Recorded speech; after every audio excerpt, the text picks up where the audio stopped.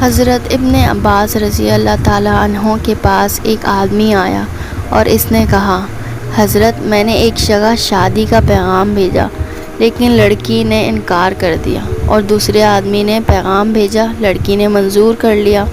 یہ دیکھ کر مجھے بڑی غیرت آئی اور میں نے جذبات میں آ کر بے قابو ہو کر اس عورت کو مار ڈالا۔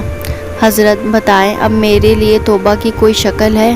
حضرت عبداللہ بن عباس رضی اللہ تعالیٰ عنہ نے اس سے پوچھا، یہ بتاؤ کیا تمہاری ماں زندہ ہے؟ وہ آدمی بولا، حضرت ماں کا تو انتقال ہو چکا ہے۔ آپ نے فرمایا، جاؤ سچے دل سے توبہ کرو اور جہاں تک تم سے ہو سکے ایسے کام کرو جس سے خدا کا قرب اور اس کی رضا حاصل ہو۔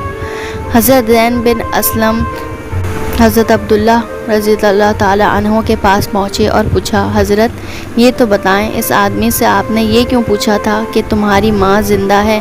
حضرت عبداللہ رضی اللہ تعالیٰ عنہ نے فرمایا، خدا کا قرب اور اس کی رضا حاصل کرنے کے لیے ماں کے ساتھ نیک سلوک سے بڑھ کر مجھے نہیں معلوم کہ کوئی اور عمل بھی ہو سکتا ہے۔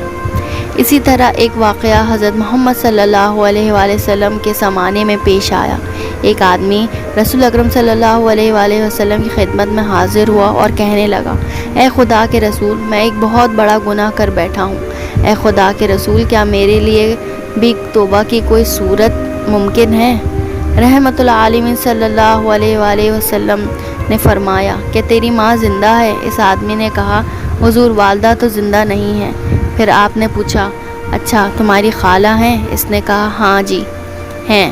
آپ نے فرمایا، خالہ کے ساتھ نیک سلوک کرو۔ ان واقعات سے ماں کی عظمت اور ماں کی خدمت کی دینی اہمیت کا اندازہ ہو سکتا ہے کہ اگر آدمی بڑے سے بڑا گناہ کر لے، اس کے عذاب سے بچنے اور خدا کو خوش کرنے کی شکل حضرت محمد صلی اللہ علیہ وآلہ وسلم نے یہ بتائی کہ ماں کے ساتھ نیک سلوک کیا جائے، اور یہ خدا کی رحمت کی انتہا ہے کہ اگر ماں انتقال کر گئی تو ماں کی بہن کے ساتھ اچھا سلوک کر کے آدمی اپنے آخرت بنا سکتا ہے۔